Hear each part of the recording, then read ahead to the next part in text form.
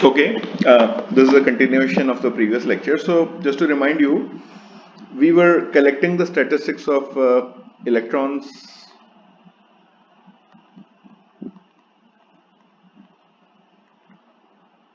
that were watched. So, I'm watching the electrons. Which slit are they coming from? Whether they are coming from slit 1 or they're coming from slit 2. And what I can do is that I can collect the statistics here, click, click, click, click, where I also know not only at what point of the screen they are hitting, but I also know from which slit they pass through. So let me draw the histogram, and from that the probability distribution of the electrons that pass through slit 1. Let me call it P1 prime. Prime because they are the ones which are watched. So P1 prime are the electrons coming from slit 1, and I have similarly P2 prime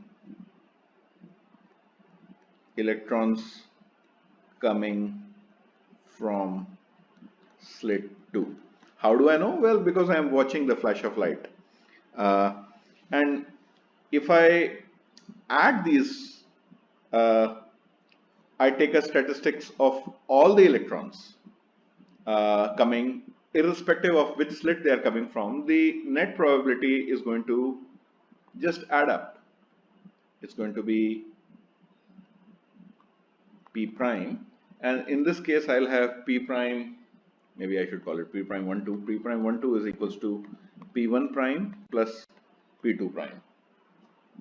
So it's kind of neat that when I watch the electrons, I have the addition of probabilities of the electrons taking the two alternatives.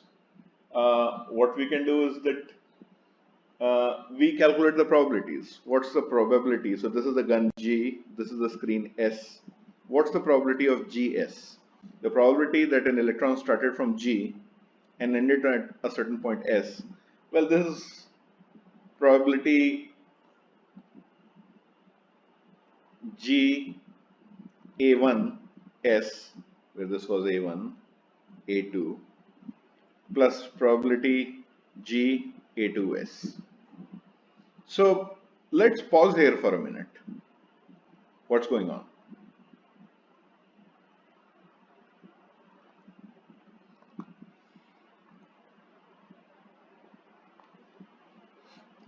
Well, what has happened? We have actually made the paths distinguishable.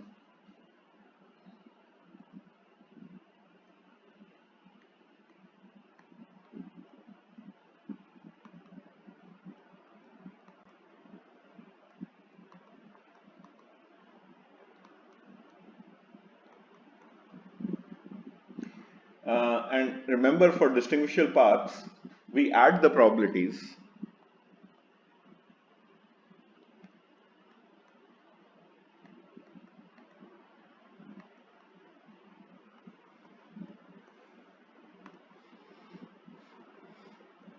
We add the probabilities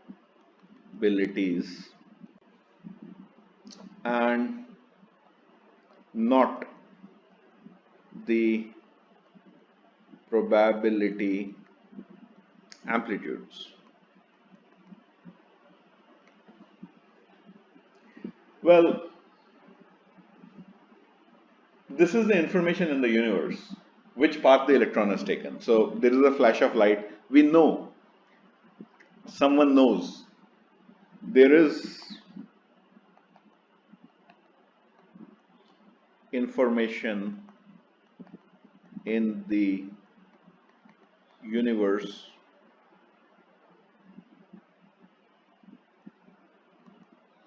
which path the electron has taken.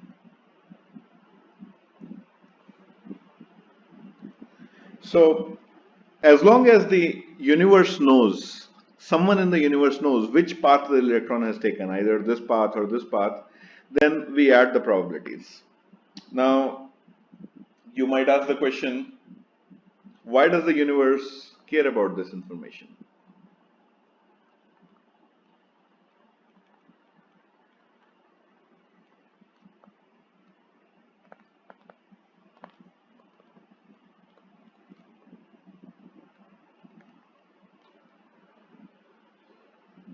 Well, this in itself is a fundamental message.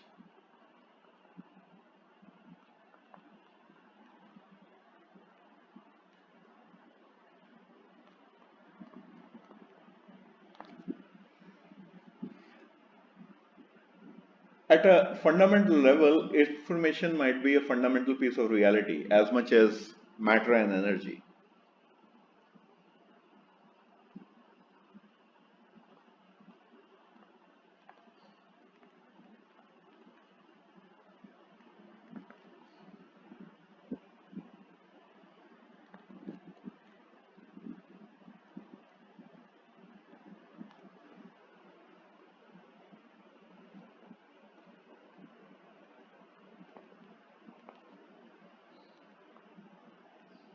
As much as matter and energy.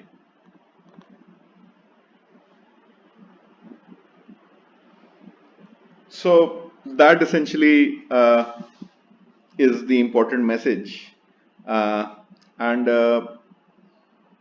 so where do we go from here? Maybe, just maybe, some of you are not very satisfied with this philosophical approach. Why does the universe care about information about what path or what alternative the electron chose? Maybe you want to argue, maybe the process of observing the electron have disturbed them.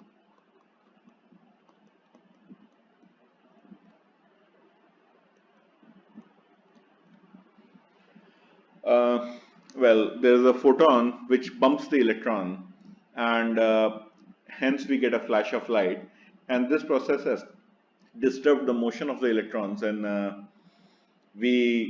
that's perhaps the reason why we do not see any interference pattern over here. We just see the probability is being added up. So, is there a way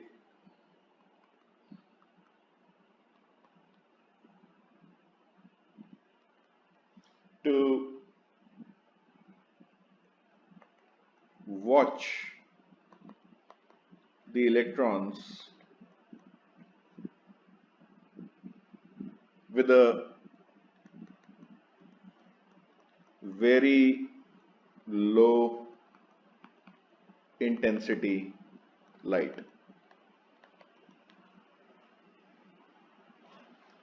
Dim light.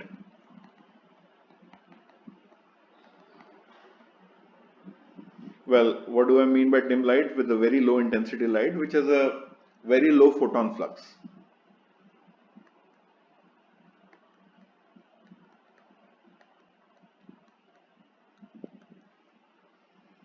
So I repeat the same experiment. I have an electron gun. I have my slits. And now my light source is very dim. It's a very dim light source. I'll just say it's a very, very feeble light source over here. So, and now I have again the electrons coming. We don't know what path they are taking because we are just trying to see which path they are taking. So what do we observe?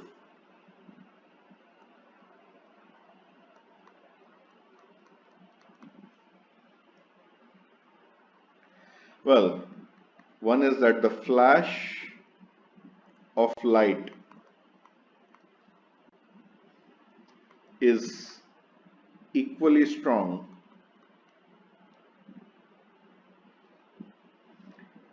as in the previous case. So if I get a flash of light, that flash of light either here is equally strong as in the previous case.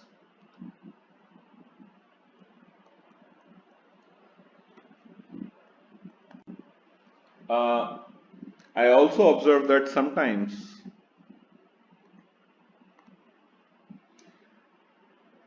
there is a click on the screen.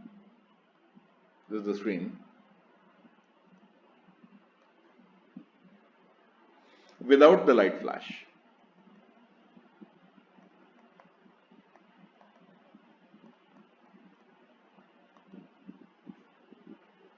So that's what the dim light does. If there is a flash, we know which path the electron is taking, and the flash of light is equally strong as in the previous case when we did this experiment with a bright light. And sometimes these electrons pass escaping the dim light, and then we get a click on the detector without the flash. So we divide our electrons into three categories.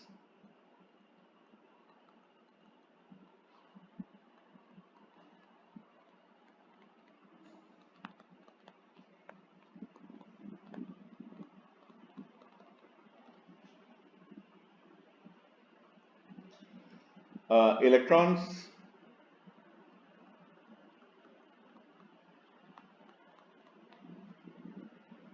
seen at or near slit 1, we call them P1 prime. Let me also call them seen. They were the ones seen. Electrons seen at or near slit 2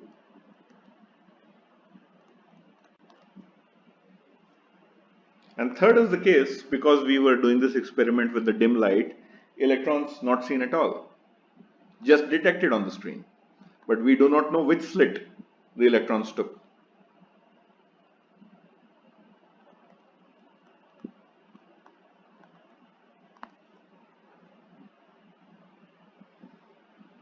So as usual, we count them, we plot them, make histograms.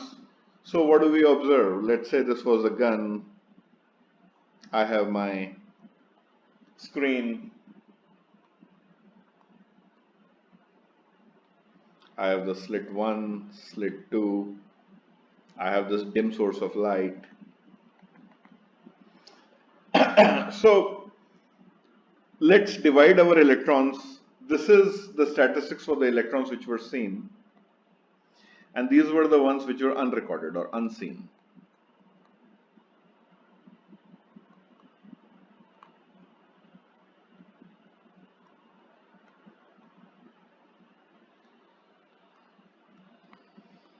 I had the light, but they just go undetected. Over here, I'll get a flash either here or a flash of light here. These are the undetected ones. So now when I make the histograms, I can record the statistics for the seen ones, P1 prime, which pass through slit 1, P2 prime, and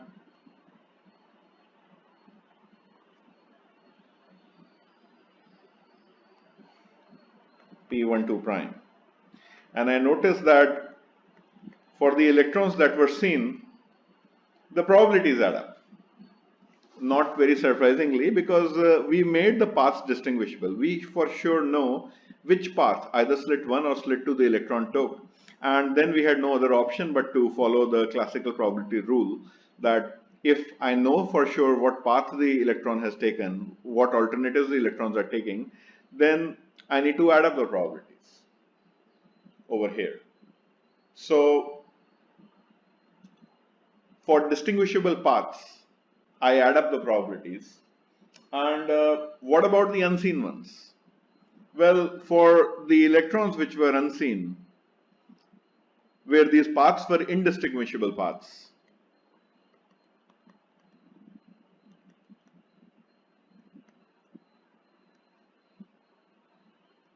my total probability is an interference pattern.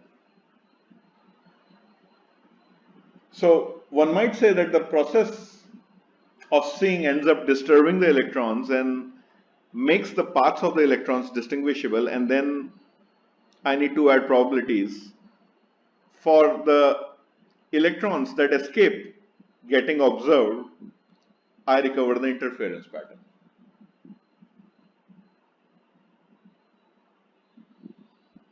So these were the unseen electrons. These were the seen electrons. So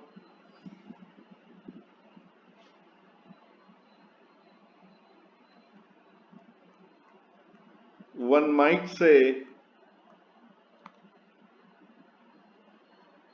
the process of seeing,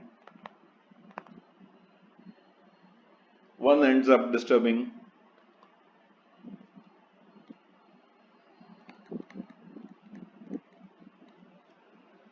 the electrons.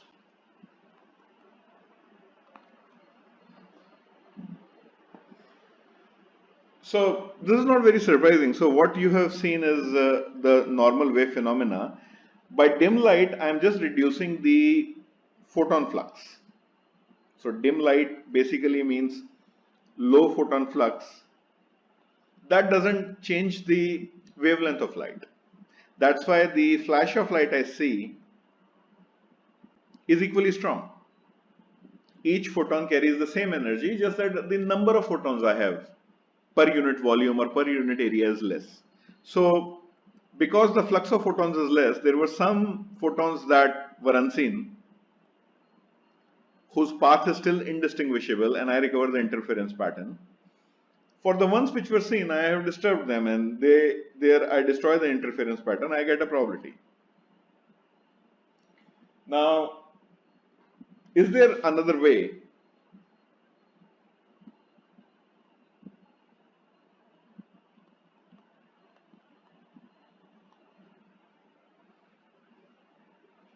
of seeing electrons without disturbing them?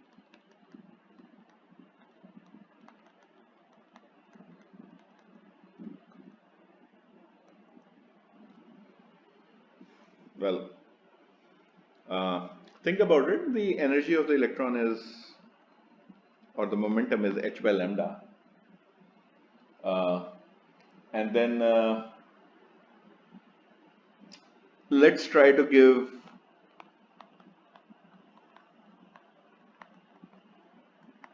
the electrons, sorry, this was the energy of the photon, a very small kick. That means the wavelength of light I am working with is very tiny. So now I'm working with a high wavelength light, so that the momentum of each photon is really small. It goes inversely as 1 over lambda, and I'm going to give a very tiny bump to the electron. Let's say I can be working with radio waves or something like that, which have a huge wavelength, and this is my slit width over here. So what will happen? What do you think will happen?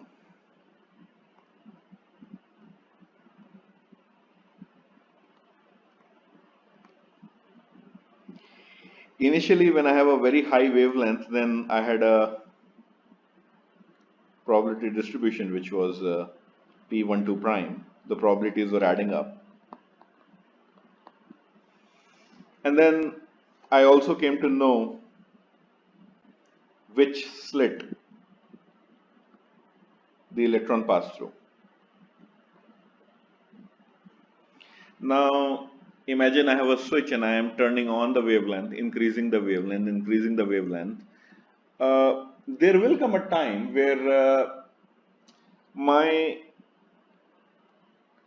wavelength, this is the wave of light, the wavelength of light, that's going to become of the order of the slit width, d. So what will happen there? I'll again lose the information which slit the electron passed through. And why is that so? From optics, it's very clear to you that the resolution of the instrument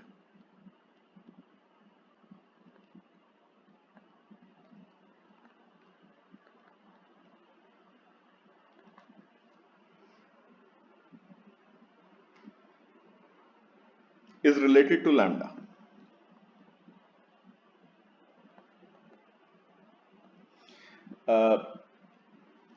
The principle of optics, by optics. So meaning, let's say I have some aperture of my camera, which is, the width is d, and I need to resolve 2 points on the screen somewhere.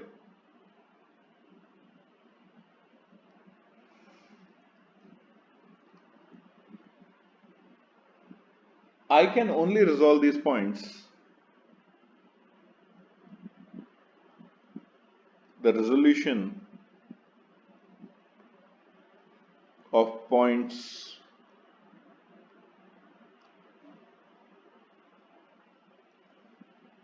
by an instrument depends on the wavelength of light used, or in other words, greater the lambda,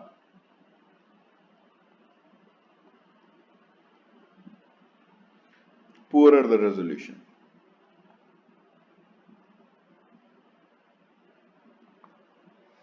So that's essentially is the idea, and I'll urge you guys to think a bit more deeply about this, and we can discuss in the subsequent classes. But essentially the take-home message is that, okay, I needed to increase lambda to give the electrons a very, very tiny jolt, but what that was doing was that's going to, if the lambda is huge, then I won't be able to resolve from where the electron came, from slit A2 or slit A1. So in the limit lambda goes to very large, I have no information. I have such a weak observation that I have no information which of the slits the electron took, and then I'll again have an interference pattern. So this essentially leads us to something you already know in some other avatar. It's just that we are casting it in a new language.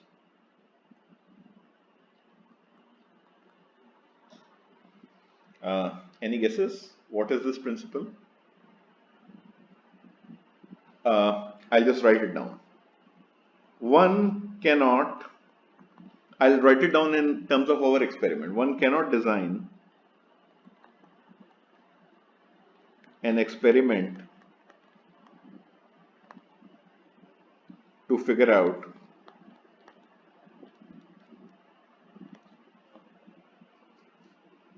which slit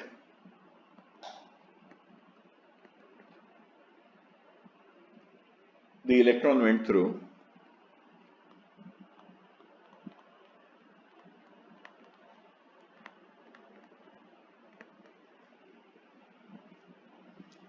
and preserve the interference pattern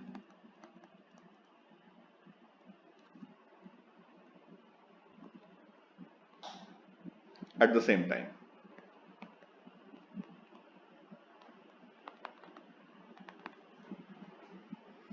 So it's kind of a neat law. No matter what you do,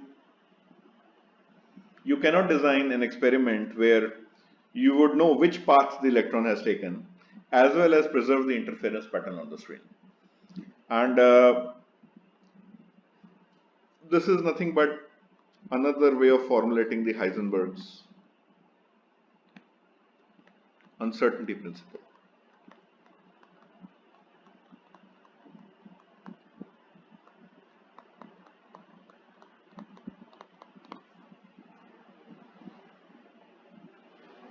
So that's kind of neat. Now the challenge problem for you is, let's say, design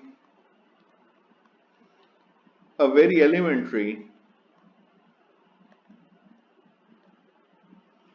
cryptographic scheme. Cryptography is sending secret messages. Cryptographic scheme based on this principle.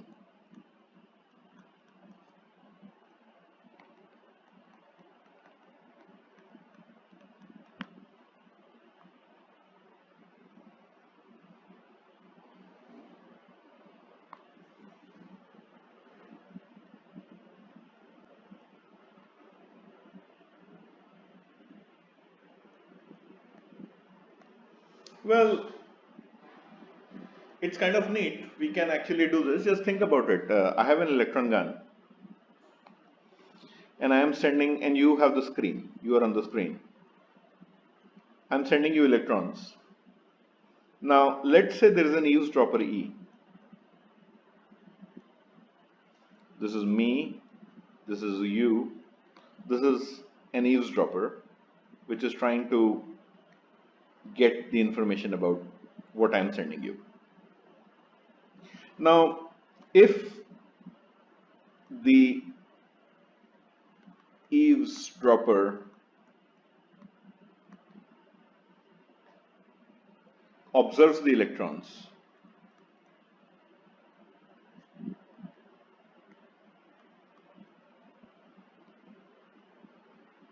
your screen won't have an interference pattern.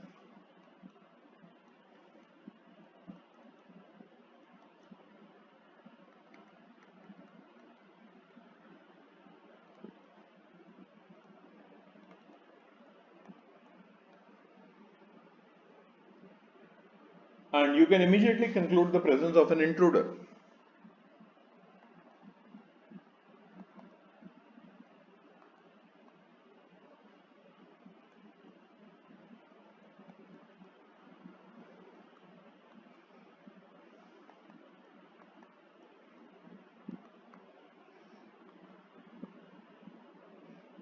So this is kind of fantastic. You and I are sending secret messages. This is me, this is you. And we know that these messages have not been intercepted if this is what I observe on the screen. So as long as I'm observing the interference on the screen, I'm pretty sure that the messages have not been intercepted or observed by any of this guy, because no one in the universe knows which path the electrons took. That information doesn't exist. So we are guaranteed security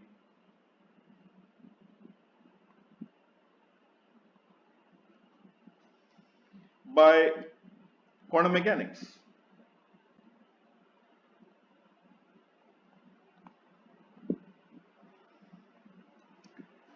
So appreciate, this is so different than classically. Classically, you can never be sure what I am sending you is being trapped or not. There's no such phenomena classically. I can be sending you messages and someone would be observing those messages without even disturbing them. Quantum mechanically, as soon as someone tries to interrupt, he would come to know which path the electron has taken, and this interference pattern would be lost. So quantum mechanically, I can send you secret messages and also get a certificate of secrecy, recovering the interference pattern. We'll develop cryptographic protocols more formally, but that essentially is the idea. Quantum mechanics, the observation disturbs the system in such a non-trivial way that you are guaranteed secure communication and also get a certificate of it. So as a last question, challenge question number 2 would be,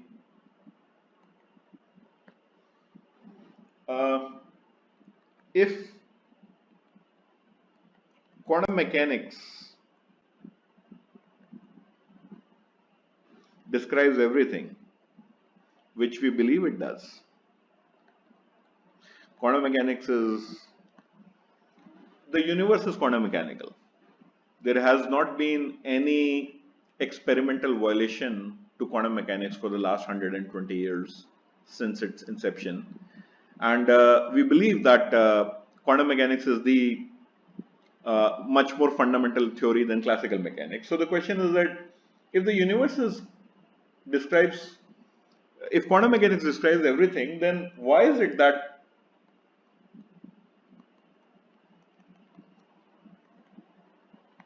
our bullets, remember the first experiment,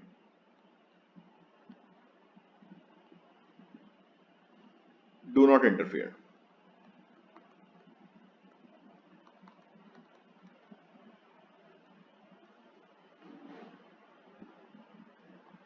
So that's an interesting question you can pose to yourself, that I had a double slit experiment and I had a regular gun, not an electron gun, let's say AK-47. It was pumping down bullets, and I got when both slits were open, I got a P12, which was equals to P1 plus P2. Why did these bullets not interfere? So one answer to this question is, of course, that one possible explanation to this question is, of course, that, well, there is information in the universe.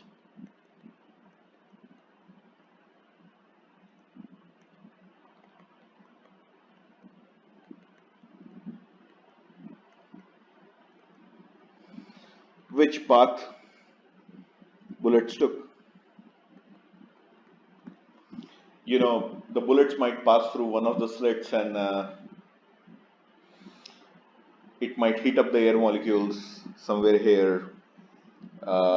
It might raise the temperature over here. So we sort of know which path the bullet has taken. And once we make the paths of the bullets distinguishable, the probabilities add up. The other explanation is that the de Broglie wavelength associated with the bullet is so tiny, it goes as that even if the bullets interfere, what sort of fringes are you going to get? You're going to get fringes like, because of the tiny wavelength, this is the interference pattern.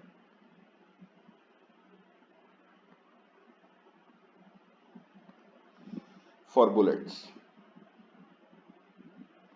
where this width between the fringes would be of the order of, I don't know, 10 to the power of minus 24. So what you see essentially is an average effect. You see an average effect or an envelope, which you call as P12 equals to P1 plus P2, and the resolution of these interference fringes from each other are so tiny that they are not even observable to you. So a crude analogy would be that let's say you are wearing a blue shirt. What I see is a very average blue color, and my eyes are completely insensitive to the fluctuations, molecule by molecule fluctuations of that blue color. What I get is an averaging out blue color of your shirt.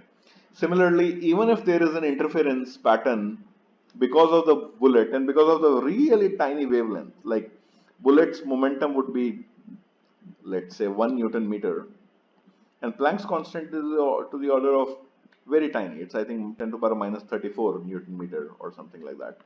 So uh, the interference pattern you see is so tiny, you're not even able to resolve a minima and a maxima of an interference fringe. All what you see is a average pattern. I'll just color it with the black pen.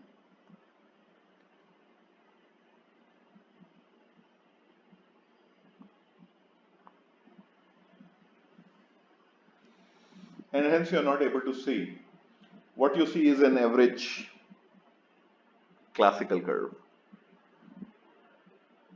So the wavelength for bullets is so tiny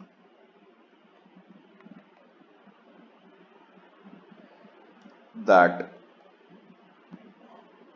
any detector cannot resolve an interference pattern.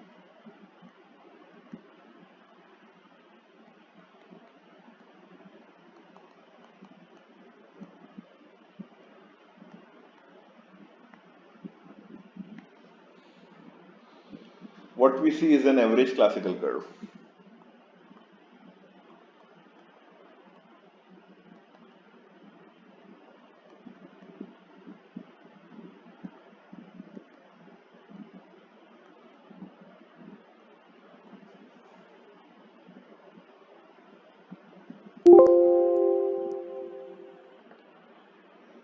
Okay, so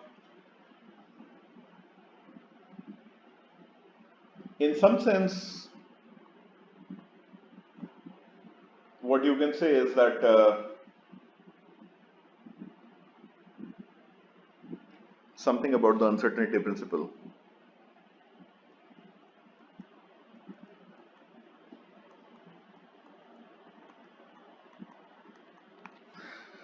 We'll just quote our formulation of the uncertainty principle again.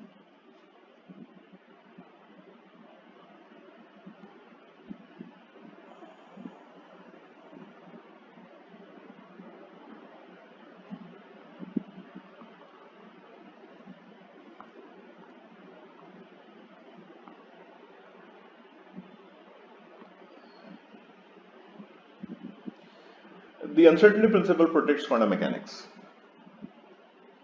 Think about it.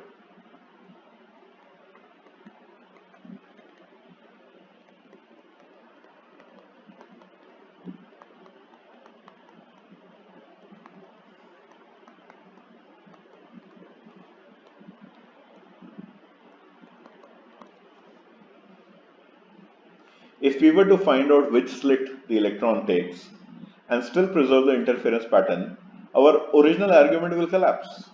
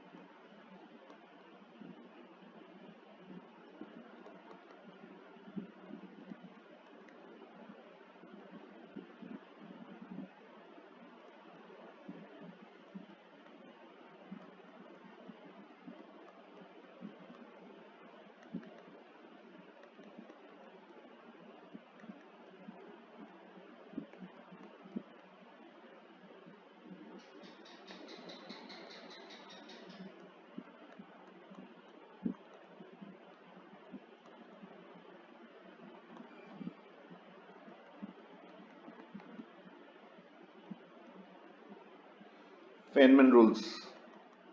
By original argument, I meant Feynman rules for amplitude addition.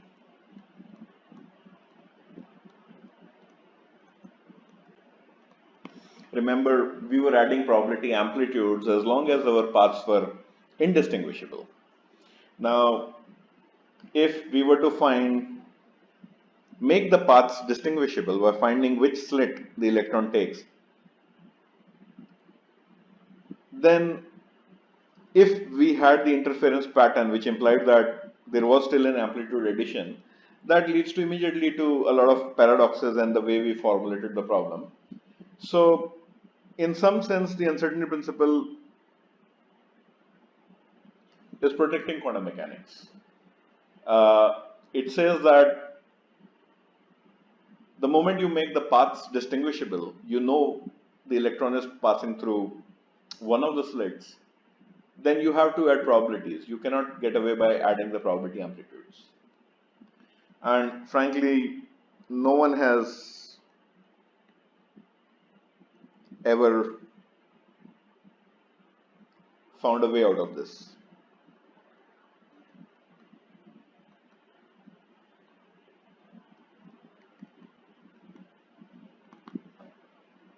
To detect which slit, that is,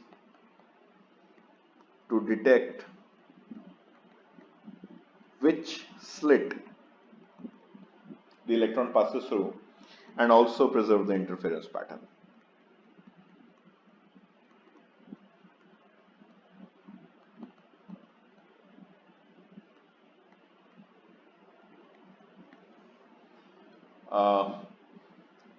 In fact, as we discussed, Heisenberg thought that this must be a law of nature.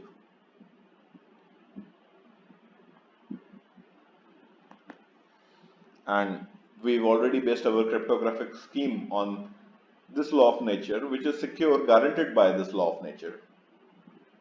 The more formal way of formulating the Heisenberg's uncertainty principle you already know is delta x delta p greater than or equals to h bar by 2, or one cannot determine position and momentum to arbitrary accuracy.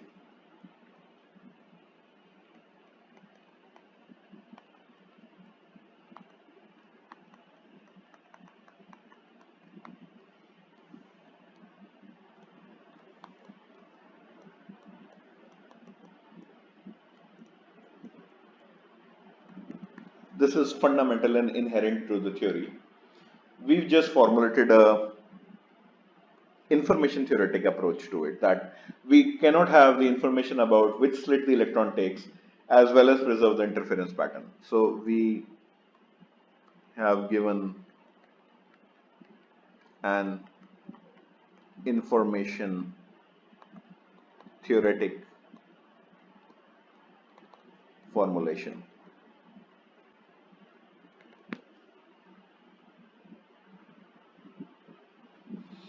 So that ends essentially this lecture, and I'll